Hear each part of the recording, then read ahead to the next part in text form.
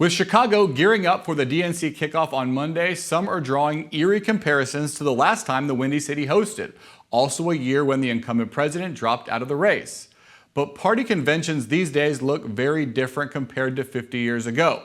Rafael Bernal goes in depth into how they've changed over the years. National party conventions these days might seem predictable, but they're a lot better than beauty pageants.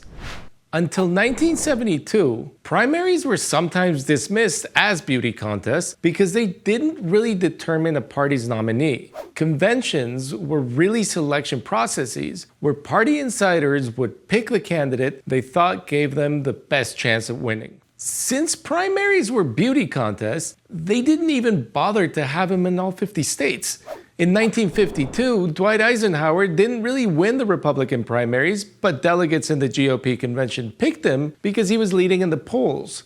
In 1960, you could say John F. Kennedy won the Mr. West Virginia pageant. He was a clear choice for Democrats that year, yeah, partly because of his looks, but party delegates were concerned the American people would not elect a Catholic. Once he won the primary in deeply Protestant West Virginia, those concerns went out the door. None of that means that a mystery candidate could jump up in the polls and unseat a presumptive nominee at a convention in 2024.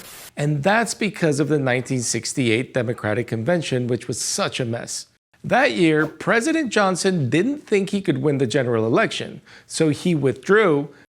I shall not seek,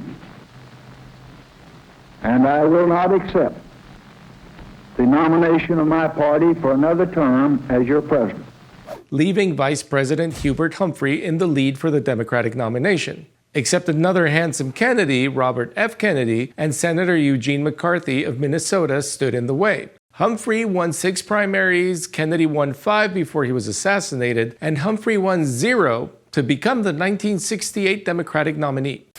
A lot is said about the chaos with anti-war riots and police abuse outside the convention in Chicago in 1968. But the inside was pretty messy too. Messy enough that Democrats changed the rules and Republicans soon after followed suit. It's the reason we have 50 primaries and caucuses to select a nominee, and the reason party delegates are pledged to the winner of those contests. One big change came about. The voters don't always pick the candidate most likely to win, but the candidate they, partisan primary voters, vibe with. It happened the first time the new system was tested. In 1972, when Senator George McGovern of South Dakota beat Humphrey, only to lose the general election against President Nixon. McGovern was kind of the Bernie Sanders of his generation, and he had to push against the party establishment to win.